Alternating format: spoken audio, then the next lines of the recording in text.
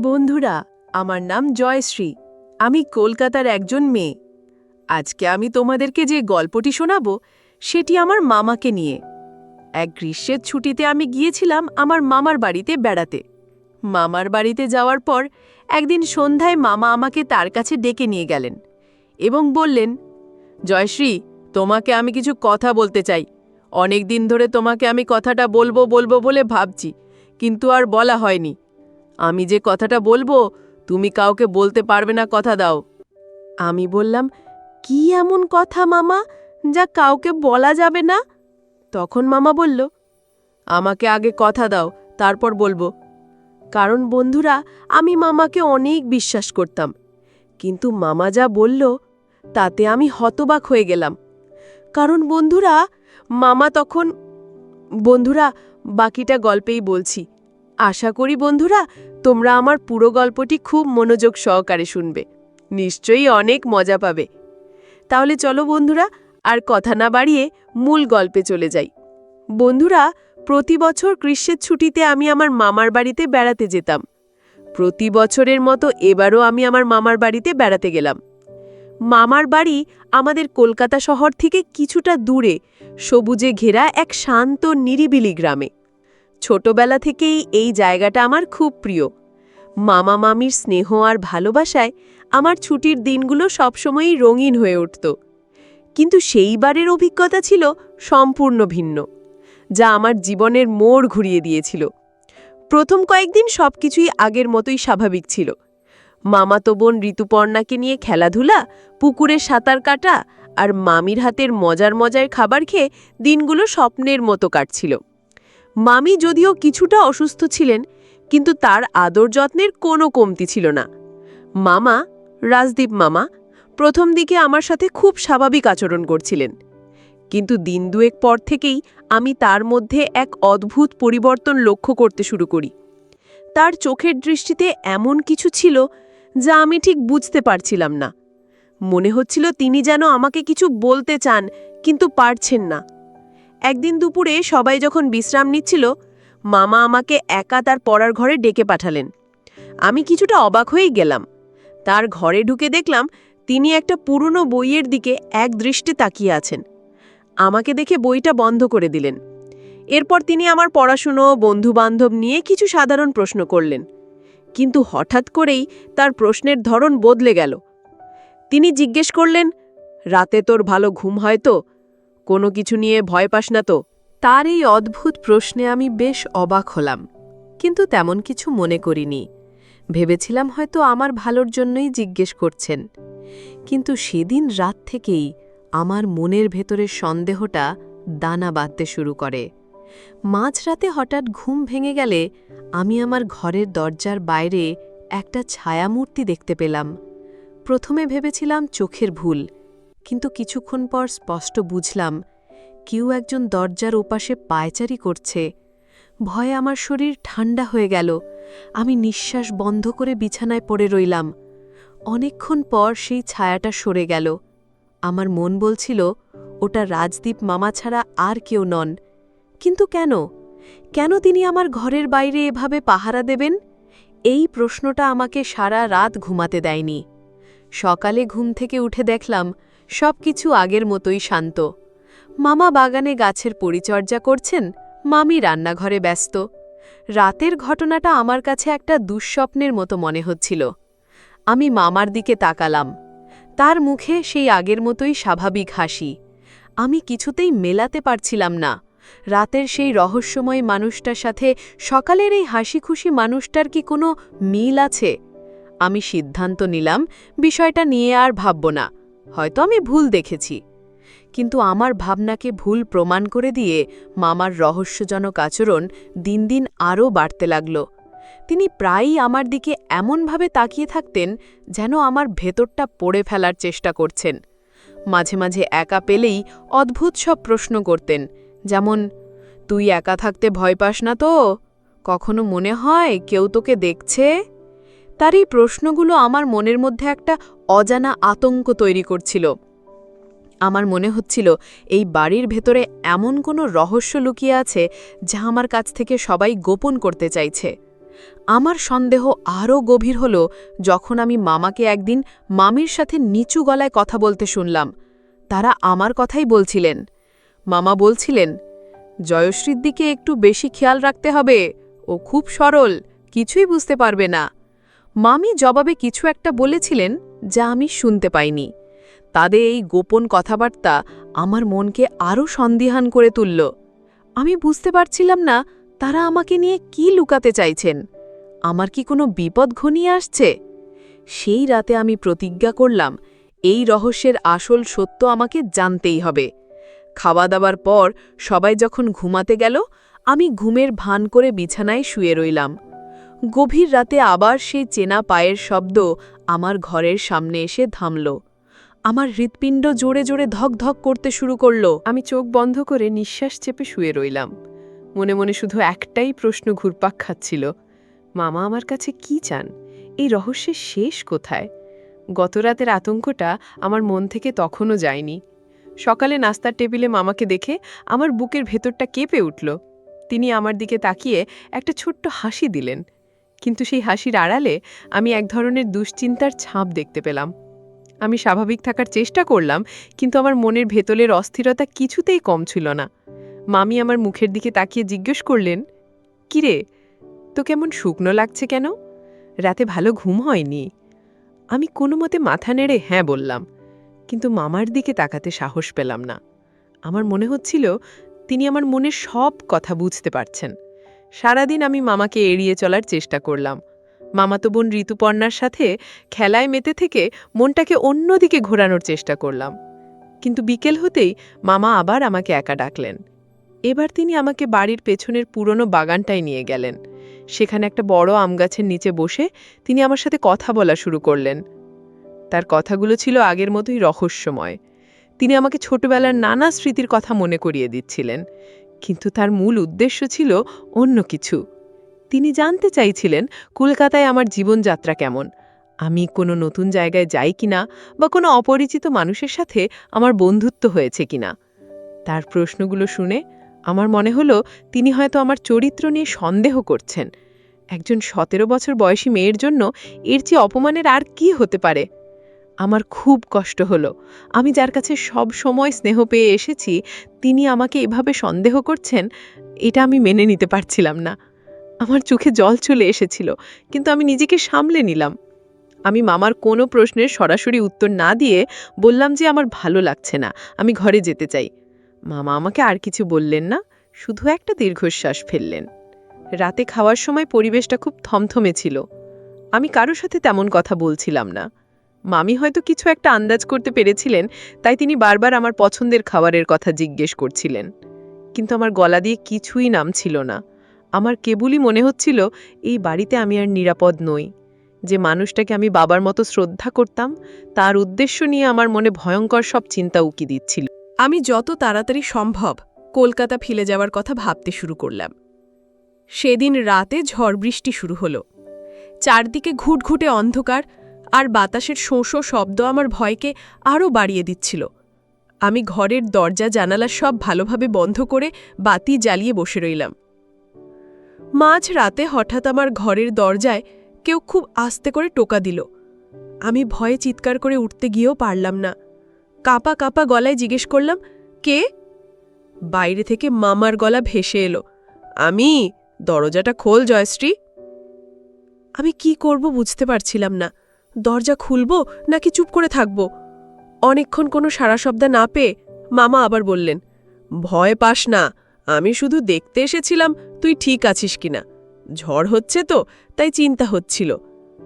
তার গলার স্বরে এমন একটা আরতি ছিল যা আমার মনকে কিছুটা নরম করে দিল, কিন্তু পরক্ষণেই আমার মনে হলো এটাও হয়তো তার কোনো নতুন কৌশল। আমি দরজা না খুলেই বিছানায় গিয়ে শুয়ে পড়লাম এবং সারা রাত জেগে রইলাম। আমার মনে হচ্ছিল এই রহস্যের জাল থেকে আমার মুক্তি নেই। পরদিন সকালে ঘুম থেকে উঠে আমি একটা অদ্ভুত জিনিস আবিষ্কার করলাম। আমার ঘরের জানালার ঠিক নিচে মাটিতে কয়েকটা পোড়া কাগজের টুকরো পড়ে আছে। আমি অবাক হয়ে গেলাম। রাতে তো প্রচণ্ড বৃষ্টি হয়েছে, তাহলে এই কাগজগুলো এখানে কিভাবে এলো? আমি সাবধানে একটা টুকরো তুলে নিলাম। তাতে অস্পষ্টভাবে কিছু চিহ্ন আঁকা ছিল যা আমি আগে কখনো দেখিনি। আমার বুকটা অজানা আশঙ্কায় কেঁপে উঠল। এই চিহ্নগুলোর সাথে মামার কোনো যোগসূত্র আছে কি? আমি বুঝতে পারছিলাম মামার রহস্যময় আচরণের পেছনে এমন কোনো কারণ আছে যা আমার কল্পনারও বাইরে। তিনি কি কোনো বিপদে পড়েছেন, নাকি তিনি আমাকে কোনো বিপদ থেকে বাঁচানোর চেষ্টা করছেন? আমার মনটা পুরোপুরি দ্বিধাগ্রস্ত হয়ে পড়ল। আমি একদিকে মামাকে ভয় পাচ্ছিলাম, অন্যদিকে তার জন্য আমার চিন্তাও হচ্ছিল। আমি সিদ্ধান্ত নিলাম পালানোর আগে আমাকে সত্যটা খুঁজে বের করতেই হবে। এই বাড়িতে ঠিক কী ঘটছে তা আমাকে জানতেই হবে। জানালার নিচে পাওয়া সেই পোড়া কাগজের টুকরোগুলো আমার মনের মধ্যে সন্দেহের আগুনকে আরও উস্কে দিয়েছিল। আমি টুকরোগুলো লুকিয়ে আমার জামাকাপড়ের ব্যাগের মধ্যে রেখে দিলাম। আমার মনে হচ্ছিল এগুলোই হয়তো মামার রহস্য উন্মোচনের একমাত্র সূত্র। আমি সারাদিন সুযোগ খুঁজছিলাম মামার পড়ার ঘরে ঢোকার জন্য। আমার ধারণা ছিল সেখানে গেলেই আমি এই চিহ্নগুলোর অর্থ খুঁজে পেতে পারি। কিন্তু মামা প্রায় সারা দিনই তার ঘরে ছিলেন। তাই আমি কোনো সুযোগই পাচ্ছিলাম না। দুপুরের খাবারের পর মামি আমাকে ডেকে তার ঘরে নিয়ে গেলেন। তিনি আমার মাথায় হাত বুলিয়ে খুব নরম গলায় বললেন, তোর মামা যদি তোকে কিছু বলে থাকে তাহলে মনে কিছু করিস না। আসলে আমার শরীরটা ভালো না থাকায় ও খুব দুশ্চিন্তার মধ্যে আছে। মামির কথা শুনে আমার মনটা কিছুটা শান্ত হলো। আমি ভাবলাম হয়তো মামির অসুস্থতার কারণেই মামা এমন অদ্ভুত আচরণ করছেন। কিন্তু পরক্ষণেই পোড়া কাগজের টুকরোগুলোর কথা মনে পড়তেই আমার সব চিন্তা উলটপালট হয়ে গেল। বিকেলে মামা কোথায় যেন বেরিয়ে গেলেন। আমি এই সুযোগটা কাজে লাগানোর সিদ্ধান্ত নিলাম। মামার পড়ার ঘরের দরজাটা ভেজানো ছিল। আমি আশেপাশে কেউ নেই দেখে নিঃশব্দে ভেতরে ঢুকে পড়লাম। ঘরটা বইপত্রে ঠাসা। একটা পুরনো টেবিলের ওপর অনেকগুলো কাগজপত্র ছড়ানো ছিটানো। আমি সাবধানে কাগজগুলো ঘাঁটতে শুরু করলাম। হঠাৎ একটা ডায়েরি আমার চোখে পড়ল। আমি কাঁপা কাঁপা হাতে ডায়েরিটা খুললাম। ডায়েরির পাতাগুলোয় মামার হাতে লেখা অনেক কিছু ছিল, কিন্তু বেশিরভাগ লেখাই ছিল দুর্বোধ্য ভাষায়। তবে কিছু কিছু পাতায় আমি সেই একই ধরনের চিহ্ন দেখতে পেলাম যা আমি পোড়া কাগজের টুকরোগুলোতে দেখেছিলাম। একটা পাতায় বড় বড় করে আমার নাম জয়শ্রী লেখা ছিল এবং তার পাশে একটা বিপদ চিহ্ন আঁকা ছিল। এটা দেখে আমার মাথা ঘুরে গেল। তার মানে মামা সত্যি আমাকে নিয়ে কিছু একটা ষড়যন্ত্র করছেন। আমার আর বুঝতে বাকি রইল না যে আমি এক ভয়ঙ্কর বিপদের মধ্যে আছি। আমি যখন ডায়েরিটা পড়ায় মগ্ন ছিলাম তখন হঠাৎ করেই মামা ঘরে ঢুকলেন। আমাকে তার ডায়েরি হাতে দেখে তিনি চমকে উঠলেন। তার চোখ দুটো রাগে লাল হয়ে গেল। তিনি এক ঝটকায় আমার হাত থেকে ডায়েরিটা কেড়ে নিয়ে চিৎকার করে বললেন, এখানে কি করছিস তুই? আমার জিনিসপত্রে হাত দেওয়ার সাহস তোকে কে দিয়েছে? আমি ভয়ে কেঁদে ফেললাম। মামার এমন রুদ্রমূর্তি আমি জীবনেও দেখিনি। তিনি আমাকে ঘর থেকে প্রায় ধাক্কা দিয়ে বের করে দিলেন। সেই ঘটনার পর থেকে মামা আমার সাথে আর কোনো কথা বলেননি। তিনি আমাকে দেখলেই মুখ ঘুরিয়ে নিচ্ছিলেন। বাড়িটার পরিবেশ আরও বেশি থমথমে আর ভয়ঙ্কর হয়ে উঠেছিল। মামি হয়তো কিছু আজ করতে পেরেছিলেন, কিন্তু তিনি আমাকে কিছুই জিজ্ঞেস করেননি। আমি নিজেকে খুব একা আর অসহায় অনুভব করছিলাম। আমার মনে হচ্ছিল এই বাড়িটা একটা জেলখানা আর আমি তার একমাত্র বন্দী। রাতে আমি ঘুমানোর জন্য বিছানায় গেলাম, কিন্তু ঘুম আমার চোখ থেকে বহু দূরে পালিয়ে গেছিল। আমার কানে শুধু মামা সেই রাগের চিৎকারটা বাজছিল। আমি কিছুতেই বুঝতে পারছিলাম না ডায়েরিটাতে এমন কি লেখা ছিল যার জন্য মামা এতটা রেগে গেলেন। আমার নামের পাশে কেন বিপদ চিহ্ন আঁকা ছিল? এই প্রশ্নগুলো আমাকে কুঁয়ে কুঁয়ে খাচ্ছিল। আমার মনে হচ্ছিল আগামীকাল সকালেই আমি এখান থেকে পালিয়ে যাব। গভীর রাতে আমি একটা অদ্ভুত স্বপ্ন দেখলাম। আমি দেখলাম একটা অন্ধকার জঙ্গলে আমি একা একা দৌড়ে পালাচ্ছি, আর আমার পেছনে একটা কালো ছায়া আমাকে তাড়া করছে। আমি ভয়ে চিৎকার করছি, কিন্তু আমার গলা দিয়ে কোনো আওয়াজ বেরোচ্ছে না। হঠাৎ করে মামা আমার সামনে এসে দাঁড়ালেন এবং আমাকে তার পেছনে লুকিয়ে ফেললেন।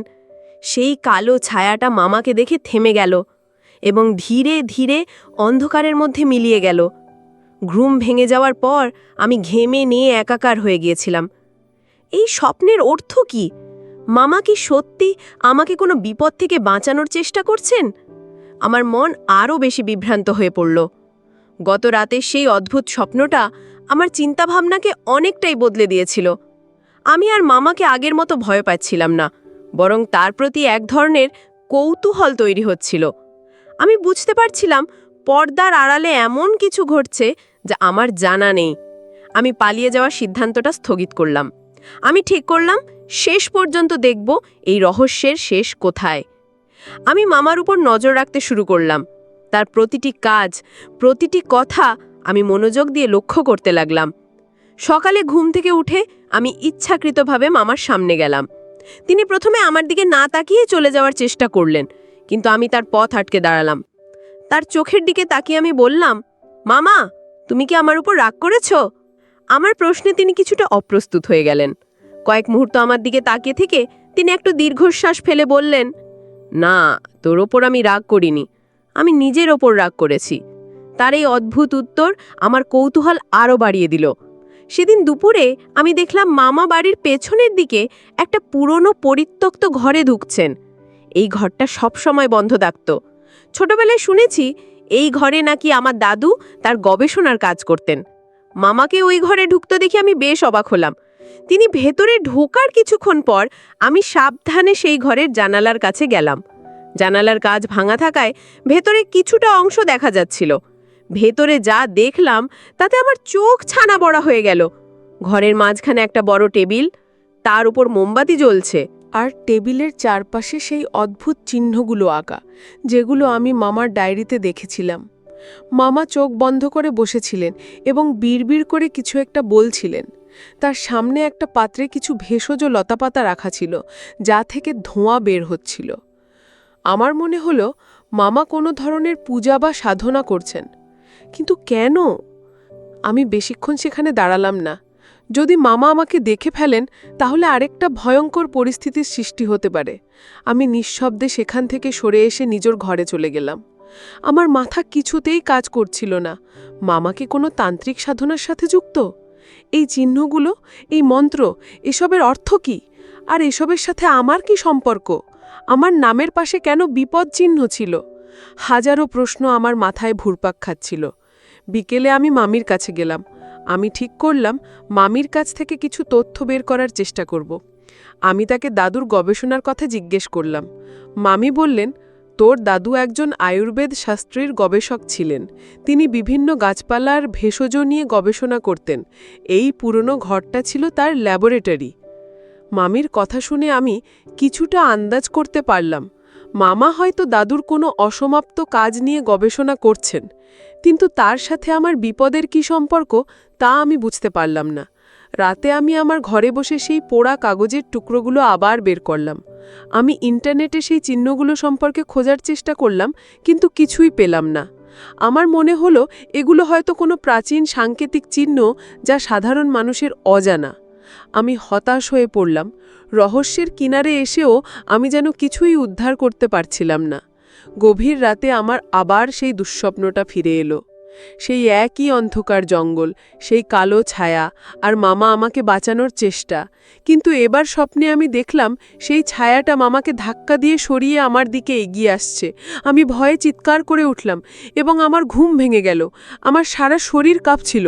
আমি বুঝতে পারলাম এই স্বপ্নটা শুধু স্বপ্ন নয়, এটা হয়তো ভবিষ্যতের কোনো ইঙ্গিত। আমার সত্যিই কোনো বড় বিপদ আসন্ন, আর মামা সেটা আগে থেকেই জানতে পেরেছেন। পরপর দুরাত একই দুঃস্বপ্ন দেখার পর আমার মন থেকে ভয় কেটে গিয়ে এক ধরনের জেদ চেপে বসল। আমি বুঝতে পারছিলাম মামা যা কিছু করছেন তার সাথে আমার জীবনের কোনো না কোনো যোগসূত্র রয়েছে। তিনি হয়তো আমাকে সরাসরি কিছু বলতে পারছেন না, কিন্তু তার প্রতিটি কাজই আমাকে কেন্দ্র করে আবর্তিত হচ্ছে।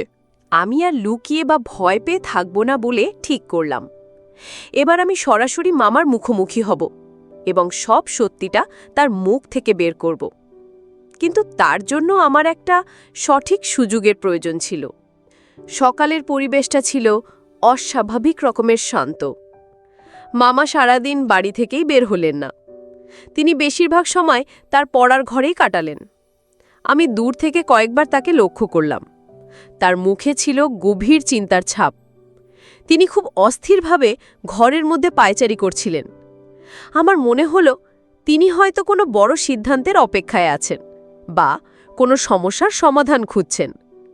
তার এই অবস্থা দেখে আমার মায়া হচ্ছিল, কিন্তু একই সাথে আমার ভেতরের রহস্য উন্মোচনের ইচ্ছাটাও প্রবল হচ্ছিল। দুপুরে খাবার পর আমি সাহস করে মামার ঘরের দরজায় গিয়ে দাঁড়ালাম। দরজাটা সামান্য খোলা ছিল। আমি উকি দিয়ে দেখলাম মামা টেবিলের উপর ঝুঁকে পড়ে একটা পুরনো পুঁথি পড়ছেন। তার পাশে একটা বাটিতে জল রাখা, আর তার মধ্যে কিছু ফুল ভাসছে। আমি ইতস্তত করছিলাম, ভেতরে যাব কি যাব না। এমন সময় মামাই আমাকে দেখতে পেলেন। তিনি আমাকে দেখে অবাক হলেন না, বরং খুব শান্ত গলায় বললেন, ভেতরে আয়। আমি কিছুটা ভয় আর কিছুটা সাহস নিয়ে ঘরে ঢুকলাম। তিনি আমাকে তার সামনের চেয়ারে বসতে বললেন। আমি বসতেই তিনি পুঁথিটা বন্ধ করে আমার দিকে তাকালেন। তার দৃষ্টি ছিল স্থির এবং গভীর। তিনি বললেন, আমি জানি তোর মনে অনেক প্রশ্ন। তুই অনেক কিছু দেখেছিস যা তোর দেখার কথা ছিল না, কিন্তু বিশ্বাস কর, আমি যা কিছু করছি তা তোর ভালোর জন্যই করছি। তার এই কথাগুলো আমার মনের মধ্যে এক অদ্ভুত আলোড়ন সৃষ্টি করল। আমি কিছু বলার আগেই তিনি আবার বলতে শুরু করলেন। তিনি বললেন, কিছু জিনিস আছে যা বিজ্ঞান দিয়ে ব্যাখ্যা করা যায় না। আমাদের চারপাশে এমন অনেক শক্তি আছে যা আমরা খালি চোখে দেখতে পাই না। কিছু শক্তি ভালো, আবার কিছু শক্তি খুবই বিপজ্জনক। তার কথাগুলো আমার কাছে ধাঁধার মতো মনে হচ্ছিল। আমি সরাসরি জিজ্ঞেস করলাম, ডায়েরিতে আমার নামের পাশে বিপদ চিহ্ন কেন ছিল, আর ওই অদ্ভুত চিহ্নগুলোর মানেই বা কি? আমার প্রশ্ন শুনে মামা কিছুক্ষণ চুপ করে রইলেন। তারপর তিনি একটা দীর্ঘশ্বাস ফেলে বললেন, সময় হলে তুই সব কিছু জানতে পারবি। এখন শুধু এটুকুই জেনে রাখ, তুই এক বিশেষ পরিস্থিতির মধ্যে আছিস। তোকে খুব সাবধানে থাকতে হবে। কোনো অপরিচিত মানুষের সাথে কথা বলবি না, আর সূর্যাস্তের পর একা একা বাড়ির বাইরে যাবি না। তার এই নির্দেশগুলো আমার ভয়কে আরও বাড়িয়ে দিল। আমি বুঝতে পারছিলাম বিষয়টা সাধারণ কোনো ব্যাপার নয়। সেই রাত থেকে আমি মামার নির্দেশ অক্ষরে অক্ষরে পালন করতে শুরু করলাম। আমার মধ্যে ছেলেমানুষি ভাবটা পুরোপুরি কেটে গিয়েছিল। আমি অনেক বেশি গম্ভীর আর সতর্ক হয়ে গেলাম। আমি রাতে ঘুমানোর সময় ঘরের দরজা ভালোভাবে বন্ধ করে দিতাম। আমার মনে হতো মামা শুধু আমার অভিভাবক নন, তিনি আমার রক্ষাকর্তাও। কিন্তু তিনি আমাকে কী থেকে রক্ষা করছেন, সেই রহস্যটা তখনও আমার কাছে অধরা ছিল। একদিন রাতে আমি ছাদে গিয়েছিলাম। আকাশে পূর্ণিমার চাঁদ। আমি চাঁদের দিকে তাকিয়ে মামার কথাগুলো ভাবছিলাম। হঠাৎ আমার মনে হলো ছাদের অন্য কোণায় কেউ একজন দাঁড়িয়ে আছে। আমি ভালো করে তাকিয়ে দেখলাম একটা লম্বা কালো ছায়ামূর্তি আমার দিকে তাকিয়ে আছে। তার কোনো মুখ বা অবয়ব নেই, শুধু একটা জমাট বাঁধা অন্ধকার। আমার শরীর ভয়ে হিম হয়ে গেল। আমি চিৎকার করতে গিয়েও পারলাম না। আমার মনে হলো আমি আমার দুঃস্বপ্নের সে কালো ছায়াটাকে বাস্তবে দেখছি। ছাদের কোণায় সেই ভয়ঙ্কর কালো ছায়ামূর্তি দেখে আমার শ্বাস বন্ধ হয়ে আসার উপক্রম হয়েছিল। আমি নড়াচড়া করার ক্ষমতা হারিয়ে ফেলেছিলাম, যেন আমার পা দুটো মাটিতে গেঁথে গেছে। মূর্তিটার কোনো চোখ মুখ না থাকলেও আমার মনে হচ্ছিল ওটা সরাসরি আমার দিকেই তাকিয়ে আছে। একটা ঠান্ডা স্রোত আমার শিরদাঁড়া দিয়ে বয়ে গেল। আমি বুঝতে পারছিলাম মামা আমাকে যে বিপদের কথা বলেছিলেন এটা সেই বিপদ। আমার আর কোনো সন্দেহ রইল না যে আমার জীবন সত্যি এক গভীর সংকটের মধ্যে রয়েছে। ঠিক সেই মুহূর্তে যখন আমি ভাবছিলাম আমার শেষ সময় উপস্থিত, তখন মামা কোথা থেকে যেন ছুটে এলেন। তিনি আমার সামনে এসে দাঁড়ালেন এবং আমাকে তার পেছনে আড়াল করে ফেললেন। তার হাতে ছিল একটা রূপোর পাত্র, যা থেকে ধোঁয়া বের হচ্ছিল। তিনি সেই ছায়ামূর্তিটার দিকে তাকিয়ে দুর্বোধ্য ভাষায় কিছু মন্ত্র উচ্চারণ করতে লাগলেন। তার গলার স্বর ছিল দৃঢ় এবং আত্মবিশ্বাসী। আমি তার পেছনে দাঁড়িয়ে কাঁপছিলাম আর অবাক হয়ে দেখছিলাম। মামার মন্ত্র উচ্চারণের সাথে সাথে সেই ছায়ামূর্তিটা অস্থির হয়ে উঠল। ওটা বিকট একটা শব্দ করল, যা মানুষের গলার আওয়াজের মতো নয়, বরং বাতাসের আর্তনাদের মতো। এরপর মূর্তিটা ধীরে ধীরে পেছাতে শুরু করল এবং ছাদের পাঁচিল টপকে অন্ধকারের মধ্যে মিলিয়ে গেল। সবকিছু শান্ত হয়ে যাবার পর মামা আমার দিকে ঘুরলেন। তার কপালে বিন্দু বিন্দু ঘাম জমেছিল। তিনি আমাকে ধরে বললেন, তোকে না আমি বারণ করেছিলাম একা একা বাইরে আসতে? তার গলায় বকুনির চেয়ে বেশি ছিল চিন্তা। আমি কোনো কথা বলতে পারছিলাম না, শুধু ফুপিয়ে কাঁদছিলাম। মামা আমাকে ধরে নিচে নিয়ে এলেন এবং এক গ্লাস জল খেতে দিলেন। আমি কিছুটা শান্ত হওয়ার পর তিনি আমার পাশে বসলেন। আমি তার দিকে তাকিয়ে বললাম, ওটা কি ছিল মামা? মামা আমার মাথায় হাত বুলিয়ে বললেন, এখন প্রশ্ন করার সময় নয়, এখন শুধু নিজেকে সুরক্ষিত রাখার সময়। তুই আমার ওপর বিশ্বাস রাখ, আমি তোর কোনো ক্ষতি হতে দেব না। তার কথায় আমি সাহস পেলাম। আমি বুঝতে পারলাম আমি একা নই, আমার মামা আমার পাশে আছেন। সেই রাতের ঘটনার পর থেকে বাড়ির পরিবেশ পুরোপুরি বদলে গেল।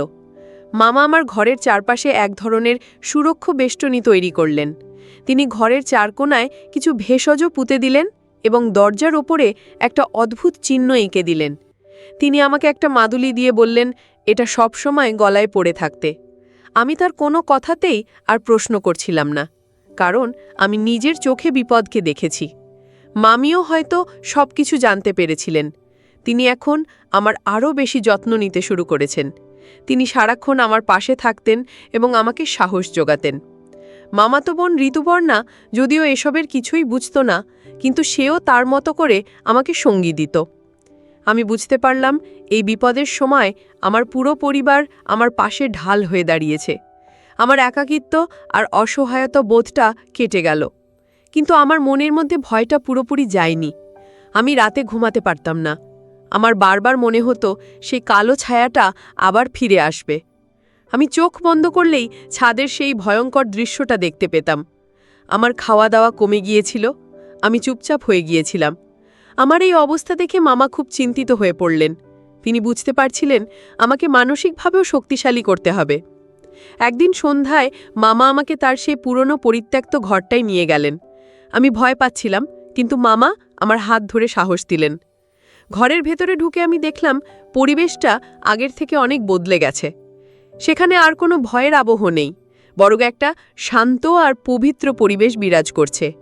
মামা আমাকে টেবিলের সামনে একটা আসনে বসতে বললেন এবং আমার হাতে দাদুর লেখা একটা পুরনো বই তুলে দিলেন। তিনি বললেন, ভয়কে জয় করতে হলে ভয়কে জানতে হয়। এবার তোর সবকিছু জানার সময় হয়েছে। মামার হাতে দেওয়া সেই পুরনো বইটা ছিল আমার দাদুর লেখা। পাতা উল্টাতেই আমি বুঝতে পারলাম এটা কোনো সাধারণ বই নয়, এটা তাঁর জীবনের গবেষণার সার সংক্ষেপ। বইয়ের পাতায় পাতায় ছিল বিভিন্ন ভেষজ, আয়ুর্বেদিক চিকিৎসা পদ্ধতি এবং কিছু অতি প্রাকৃত শক্তির বিবরণ। আমি অবাক হয়ে দেখলাম বইয়ের একটা বড় অংশ জুড়ে সেই অদ্ভুত চিহ্নগুলো এবং তার ব্যাখ্যা লেখা রয়েছে, যা আমি মামার ডায়েরিতে দেখেছিলাম। আমার মনে হলো আমি যেন এক গুপ্তধনের চাবি হাতে পেয়েছি। মামা আমার পাশে বসে খুব শান্তভাবে সবকিছু ব্যাখ্যা করতে শুরু করলেন। তিনি বললেন, তোর দাদু শুধু একজন আয়ুর্বেদ গবেষকই ছিলেন না, তিনি প্রাচীন ভারতীয় শাস্ত্রের একজন বড় পণ্ডিতও ছিলেন। তিনি বিশ্বাস করতেন এই পৃথিবীতে ভালো এবং মন্দ দুই ধরনের শক্তিই বিদ্যমান। কিছু অশুভ শক্তি মানুষের ক্ষতি করার চেষ্টা করে, বিশেষ করে যাদের মন খুব সরল এবং পবিত্র। মামার কথাগুলো আমার কাছে আর অবিশ্বাস্য মনে হচ্ছিল না, কারণ আমি নিজে সেই অশুভ শক্তির মুখোমুখি হয়েছি। তিনি আরও বললেন, তোর জন্মের সময় কিছু জ্যোতিষী তোর দাদুকে সাবধান করে দিয়েছিলেন। তোর জন্মছকে এমন কিছু যোগ ছিল যা কিছু অশুভ শক্তিকে আকর্ষণ করতে পারে। তারা বলেছিলেন 17 বছর বয়সে তোর ওপর সবচেয়ে বড় বিপদটা আসবে। এই কথা শুনে আমার শরীর ঠান্ডা হয়ে গেল। তার মানে এই সব কিছু আগে থেকেই নির্ধারিত ছিল?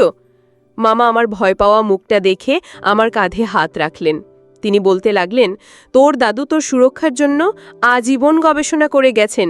তিনি এই বইয়ে এমন কিছু পদ্ধতির কথা লিখে গেছেন যা তোকে এই বিপদ থেকে রক্ষা করতে পারে, কিন্তু দুর্ভাগ্যবশত তিনি তোকে সুরক্ষিত দেখে যেতে পারেননি। তার মৃত্যুর আগে তিনি আমাকে এই দায়িত্ব দিয়ে যান। মামার কথা শুনতে শুনতে আমার চোখ দিয়ে জল গড়িয়ে পড়ল। আমি বুঝতে পারলাম আমার দাদু এবং মামা আমার জন্য কত বড় ত্যাগ স্বীকার করেছেন। মামার ডায়েরিতে আমার নামের পাশে বিপদ চিহ্ন আঁকার কারণও আমি সেদিন জানতে পারলাম।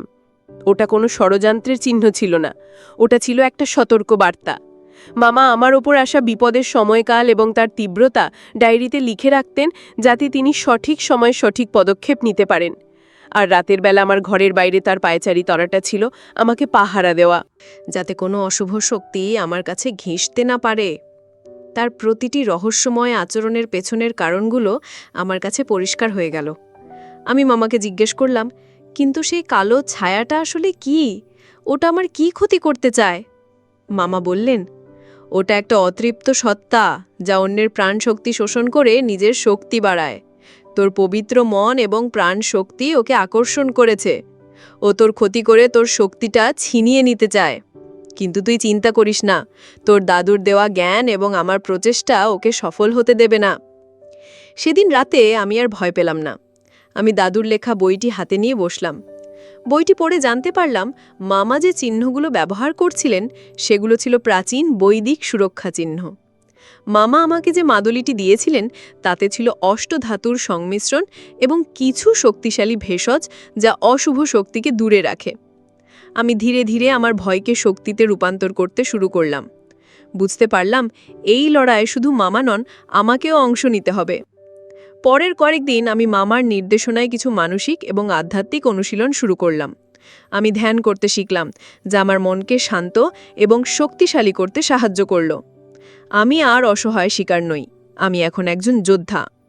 আমি অপেক্ষা করছিলাম সেই চূড়ান্ত রাতের জন্য, যখন আমাকে আমার সবচেয়ে বড় ভয়ের মুখোমুখি হতে হবে। আমি জানতাম এই লড়াইয়ে আমাকেই জিততে হবে, কারণ আমার সাথে আছে আমার দাদুর জ্ঞান, মামার ভালোবাসা আর আমার নিজের আত্মবিশ্বাস। অবশেষে সেই রাত এলো, অমাবস্যার রাত। মামা আগেই বলেছিলেন আজকের রাতে সেই অশুভ শক্তির প্রভাব সবচেয়ে তীব্র হবে এবং এটাই হবে আমাদের শেষ লড়াই। সারাদিন ধরে বাড়িতে একটা সাজসাজ রব ছিল। মামা বাড়ির বিভিন্ন স্থানে বিশেষ ভেষজ দিয়ে ধূপ জ্বালাচ্ছিলেন। পরিবেশটা ছিল একই সঙ্গে গম্ভীর ও পবিত্র। মামি সারাদিন ধরে পূজা অর্চনায় ব্যস্ত ছিলেন। আমি আর ঋতুপর্ণাও তাদের সঙ্গে যোগ দিয়েছিলাম। আমার মনে আর কোনো ভয় ছিল না, ছিল শুধু এক দৃঢ় সংকল্প। সন্ধ্যার পর মামা আমাকে সেই পুরনো পরিত্যক্ত ঘরটায় নিয়ে গেলেন, যেটা এখন আমাদের সুরক্ষা কেন্দ্র। ঘরের মাঝখানে আঁকা সুরক্ষা চক্রের ভেতরে তিনি আমাকে বসতে বললেন। তিনি আমার হাতে দাদুর বইটা দিয়ে বললেন, মনে সাহস রাখ, তোর মনের শক্তি তোর সবচেয়ে বড় অস্ত্র, আমি তোর পাশেই আছি। আমি চোখ বন্ধ করে ধ্যানে বসলাম।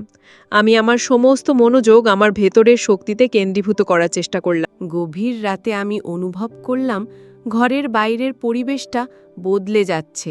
বাতাসের তাপমাত্রা হঠাৎ করে কমে গেল। বাইরে থেকে অদ্ভুত সব শব্দ ভেসে আসতে লাগলো। আমি বুঝতে পারলাম ওটা এসে গেছে। আমি চোখ খুললাম না, শুধু আমার ধ্যানকে আরও গভীর করার চেষ্টা করলাম। হঠাৎ ঘরের দরজাটা একটা বিকট শব্দে খুলে গেল এবং সেই জমাট বাঁধা অন্ধকারের মতো কালো ছায়ামূর্তিটা ঘরের ভেতরে প্রবেশ করল। ওটা সরাসরি আমার দিকে এগিয়ে আসতে লাগল, কিন্তু সুরক্ষা চক্রের কাছে এসে বাধা পেয়ে থেমে গেল। চক্রটা থেকে একটা নীল আভা বিচ্ছুরিত হচ্ছিল, যা সেই অশুভ শক্তিকে ভেতরে ঢুকতে দিচ্ছিল না। ছায়ামূর্তিটা ক্রোধে গর্জন করতে লাগল। ওটা বারবার চক্রের উপর আঘাত করতে লাগল। প্রতিটা আঘাতের সাথে সাথে ঘরের দেয়ালগুলো কেঁপে উঠছিল। আমি আমার আসনে স্থির হয়ে বসে রইলাম। মামা সেই ছায়ামূর্তিটার সামনে দাঁড়িয়ে মন্ত্র উচ্চারণ করছিলেন। তার হাতে ছিল একটা ত্রিশূল, যা দাদুর আমলের। দুজনের মধ্যে এক অদৃশ্য শক্তির লড়াই চলছিল। আমি বুঝতে পারছিলাম মামা একা বেশিক্ষণ ওকে আটকে রাখতে পারবেন না। আমাকেও কিছু একটা করতে হবে। আমি দাদুর বইয়ের কথাগুলো মনে করার চেষ্টা করলাম। বইয়ে লেখা ছিল এই ধরনের শক্তিকে ধ্বংস করা যায় না, কিন্তু পবিত্র ভালোবাসা এবং ইতিবাচক শক্তি দিয়ে তাকে শান্ত করা যায়। আমি চোখ বন্ধ করে আমার জীবনের সমস্ত ভালো মুহূর্তগুলোর কথা ভাবতে লাগলাম। আমার বাবা মায়ের ভালোবাসা, মামা মামির স্নেহ, বন্ধুদের সাথে কাটানো আনন্দের সময়, সব কিছু আমি আমার মনের মধ্যে নিয়ে এলাম। আবু আমার সমস্ত ইতিবাচক শক্তিকে একত্রিত করে সেই ছায়ামূর্তিটার উদ্দেশ্যে পাঠাতে লাগলাম। আমি মনে মনে বললাম, তোমার যদি কোনো কষ্ট থাকে, কোনো অতৃপ্তি থাকে, তবে তুমি শান্ত হও। আমি তোমার কোনো ক্ষতি চাই না। আমার এই মানসিক বার্তার প্রতিক্রিয়ায় ছায়ামূর্তিটা প্রথমে আরও বেশি হিংস্র হয়ে উঠল, কিন্তু ধীরে ধীরে ওর গর্জন থেমে এলো। ওটার শরীর থেকে কালো ধোঁয়ার মতো কিছু বেরিয়ে যেতে লাগলো এবং ওর আকার ছোট হতে শুরু করলো। মামা তখন তার ত্রিশূল দিয়ে মাটিতে একটা আঘাত করলেন এবং উচ্চস্বরে শেষ মন্ত্রটা উচ্চারণ করলেন। সাথে সাথে একটা তীব্র আলোয় সারা ঘর ভরে গেল এবং সেই ছায়ামূর্তিটা শূন্যে মিলিয়ে গেল। সবকিছু আবার শান্ত হয়ে গেল। আমি চোখ খুলে দেখলাম মামা ক্লান্ত হয়ে মাটিতে বসে পড়েছেন। আমি দৌড়ে তার কাছে গেলাম। তিনি আমার মাথায় হাত রেখে হেসে বললেন, সেই হাসি ছিল বিজয়ীর হাসি। তিনি বললেন, আমরা পেরেছি জয়শ্রী, তুই পেরেছিস। তোর ভেতরের পবিত্র শক্তিই আজ তোকে আর আমাদের সবাইকে রক্ষা করেছে। মামি আর ঋতুপর্ণাও ঘরে ছুটে এলো। আমরা সবাই একে অপরকে জড়িয়ে ধরলাম। সেটা ছিল ভয়কে জয় করার পর এক আনন্দের মুহূর্ত। পরদিন সকালে আমি যখন ব্যাগ গোছাচ্ছিলাম কলকাতা ফিরে আসার জন্য, তখন আমার মনটা খুব ভারাক্রান্ত ছিল। যে মামাকে আমি কিছুদিন আগে পর্যন্ত ভয় আর সন্দেহ করতাম, তাকে ছেড়ে যেতে আমার খুব কষ্ট হচ্ছিল। মামা আমার কাছে এসে বললেন, কখনো কখনো আমরা যা দেখি তার পেছনের সত্যিটা হয় সম্পূর্ণ আলাদা। মানুষকে বিচার করার আগে তার পরিস্থিতিটা বোঝার চেষ্টা করিস। তার এই কথাটা আমার জীবনের সবচেয়ে বড় শিক্ষা হয়ে রইল। পরিশেষে বন্ধুরা, আমি তোমাদেরকে বলতে চাই, মানুষের বাহ্যিক আচরণ দেখে বিচার করা কখনো উচিত নয়। অনেক সময় আমাদের অভিভাবকরা আমাদের ভালোর জন্য এমন কিছু করেন যা আমরা হয়তো প্রাথমিকভাবে বুঝতে পারি না। তাদের উদ্দেশ্য নিয়ে সন্দেহ করার আগে আমাদের উচিত সত্যটা জানার চেষ্টা করা। ভালোবাসা আর বিশ্বাসের চেয়ে বড় কোনো সুরক্ষা কবচ এই পৃথিবীতে নেই। আর সবচেয়ে বড় শক্তি লুকিয়ে থাকে আমাদের নিজেদের মনের ভেতরেই।